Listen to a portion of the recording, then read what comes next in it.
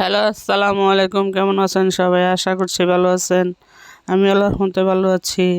তো welcome to my channel স্বর্ণাস kitchen. তো আজকের রেসিপি হচ্ছে নোয়াখালীর বিখ্যাত মরিচ খোলা রেসিপি।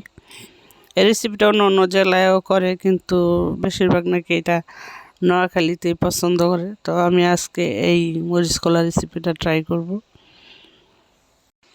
তার আগে আপনারা যেখান থেকে আমার ভিডিওটা দেখছেন প্লিজ সাবস্ক্রাইব করে দিবেন, আর আমার ভিডিওর প্রতিটা নোটিফিকেশন সবার আগে পেতে পাশে থাকা বেল আইকনটি অন করে দিবেন। এতে করে আমি যখন কোনো নতুন ভিডিও ছাড়বো আপনার এখানে নোটিফিকেশন চলে যাবে। তো এই মাছগুলো যে কোনো ছোটো মাছ দিয়েই করা যায়। তো আমি আজকে দুই রকমের মাছ নিয়েছি দুই তিনটা ছোটো টাকি কেটে, আর নিয়েছি কিছু পুঁটি মাছ। এগুলোকে আমি আগে ভালো করে ধুয়ে লবণ দিয়ে পরিষ্কার করে নিচ্ছি। এখন হচ্ছে এগুলোকে ম্যারিনেট করব। আর এই রেসিপিগুলো কিন্তু কলা পাতায় আর হচ্ছে বড় হলুদ পাতায় দিয়ে করে। তো আমি আজকে করব হচ্ছে মিষ্টি কুমড়া পাতা দিয়ে।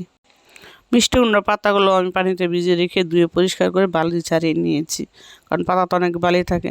তো এখানে কিছু পেঁয়াজ আমি একটু ছেঁচা দিয়ে দিয়েছি আদা ভাঙা করে, আর দিয়েছি কিছু কাঁচামরিচ ছেঁচা দিয়ে একদম আধা ভাঙা করে দিয়েছি। আপনি চাইলে শুধু শুকনো মরিচ দিয়েও করতে পারবেন। তো আমি এখানে স্বাদ অনুযায়ী লবণ দিয়ে দিয়েছি, আর সামান্য একটু ধনিয়ার গুঁড়ি দিয়ে দিচ্ছি, এবং আমি হলুদের গুঁড়িও দিয়ে দিচ্ছি সামান্য একটু। আর যেহেতু আমি কাঁচামরিচটা ছেঁচা দিয়ে দিয়েছি, তার জন্য সামান্য একটু শুকনো মরিচের গুঁড়ি দিয়েছি। আর দিয়ে দিচ্ছি অনেকগুলি ধনেপাতা কুচি, এবং ধনেপাতা কুচিটা দিয়ে আমি এখানে অ্যাড করে দিচ্ছি হচ্ছে সরিষার তেল। আপনারা চাইলে সয়াবিন তেলও দিতে পারেন। তো আমার কাছে সরিষার তেলটা খুব ভালো লাগে। এখন ভালো করে ম্যারিনেট করে নিব। কষলানো যাবে না, জাস্ট হাতে নেড়েচে ভালো করে মাছটাকে ম্যারিনেট করে নিব। তো এখানে কিন্তু আপনি চিংড়ি মাছ ছোটো যেই চাপিলা টাপিলা আছে পাঁচমিশালি, ওইগুলো দিয়ে কিন্তু খুব স্বাদ হয়। আমি আরও সামান্য কিছু হলুদের গুঁড়ি অ্যাড করেছি। কালারটা একটু কম হয়েছে, তো তার জন্য আমি আর একটু হলুদের গুঁড়ি দিয়েছি। দিয়ে এখন আবারও ভালো করে মেখে নিচ্ছি। মাখানোর সময় এটার ঘ্রাণটা কিন্তু খুবই খুবই ভালো লাগছে। তো এখন হচ্ছে আমি পাতার মধ্যে যে আমরা নরসিংদীতে শুটকির বড়া তৈরি করি, সেই রকম করে আমি এটাকে ভিতরে অল্প অল্প করে, মানে যতটুকু পাতাতে আসে ঠিক ততটুকু দিয়ে বড়ার মতো করে বলে নিচ্ছি। আর পাতাগুলো কিন্তু ফালানো যাবে না, এই পাতাটা কিন্তু শুটকির বড়ার মতো খাওয়া যাবে। এখন আমি এই সেম এমনভাবে সবগুলোকে অফ ক্যামেরায় রেডি করে নিয়ে আসবো। তো দেখতে পাচ্ছেন এখানে প্রায় কটা 7টা হয়েছে। তো এখন আমি এগুলোকে হালকা একটু তেল দিয়ে একটু পাতাগুলোকে মজিয়ে নিচ্ছি। যদি আপনি কলা পাতায় বা হলুদ পাতায় দিতেন, তখন আপনি এগুলোকে একটা যে বড় পইন বা ঝুড়ি আছে এগুলোর ভিতর দিয়ে কিন্তু শুধু ভাপ দিয়ে তৈরি করে নিতে পারতেন। যেহেতু এগুলো কাঁচা মাছ, তো সেই জন্য আমি চুলাটাকে লো করে দিয়ে আস্তে আস্তে ঢাকনা দিয়ে ডেকে এগুলোকে সিদ্ধ করে নিব। আমি আবারও কিছু তেল দিয়ে দিচ্ছি এটাতে, দিয়ে একটু হালকা একটু উল্টিয়ে পাল্টিয়ে পরে আমি ঢাকনা দিয়ে দিব।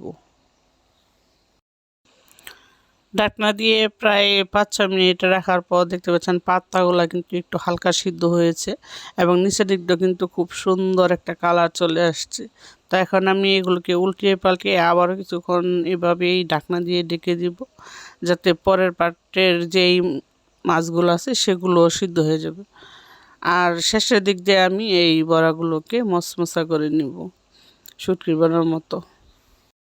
আর কোন কোন জায়গায় এই মরিচ খোলা রেসিপি ট্রাই করেন, যদি আমার ভিডিও দেখে থাকেন তাহলে অবশ্যই কমেন্ট করতে ভুলবেন না। তো আবারও আমি যখন 5-6 মিনিট লো ফ্লেমে চুলাটাকে রেখে ঢাকনা দিয়ে ডেকে দিয়েছিলাম, তো দেখতে পাচ্ছেন তো অনেকটা কালার কিন্তু সুন্দর চলে আসছে, এবং খুব সুন্দর একটা ঘ্রাণ বের হয়েছে এটা থেকে। তো ঘ্রাণে বোঝা যাচ্ছে যে না, রেসিপিটা আসলেই খুব মজার হবে। তো আমি এখন এইগুলা যেহেতু মাছটা এখন সিদ্ধ হয়ে গেছে অনেকটাই, তো এখন আমি এই পাতাগুলোকে একটু হালকা করে ভেজে নিচ্ছি উল্টিয়ে পাল্টিয়ে সব দিক দিয়ে, যাতে খাবার সময় পাতাটা খুব ভালো লাগে খেতে। তো উল্টিয়ে পাল্টিয়ে আমার এই মরিচগুলোর রেসিপিটা কিন্তু প্রায় তৈরি। তা এখন কিছুটা ঠান্ডা হওয়ার পর আমি একটু বাটিতে পরিবেশন করতেছি। তো দেখতে পাচ্ছেন এটা কিন্তু দেখতে একদম আমাদের নরসিংদী শুটকির বড়ার মতো মনে হচ্ছে, কিন্তু আসলে নরসিংদী শুটকির বড়া না, এটা হচ্ছে নোয়াখালীর বিখ্যাত মরিচ কলা রেসিপি। তো আমার কাছে এই রেসিপিটা কিন্তু খুবই ভালো লাগছে। যদি আপনাদের কাছে আমার এই ভিডিওটা ভালো লেগে থাকে তাহলে প্লিজ সাবস্ক্রাইব করে দেবেন আর আমার ভিডিওর প্রতিটা নোটিফিকেশন অন করে দিবেন। তো আজকে বিদায়, সে পর্যন্ত ভালো থাকবেন, সুস্থ থাকবেন। দেখা হবে নতুন কোনো ভিডিওতে নতুন কোনো রেসিপি নিয়ে। আল্লাহ হাফেজ।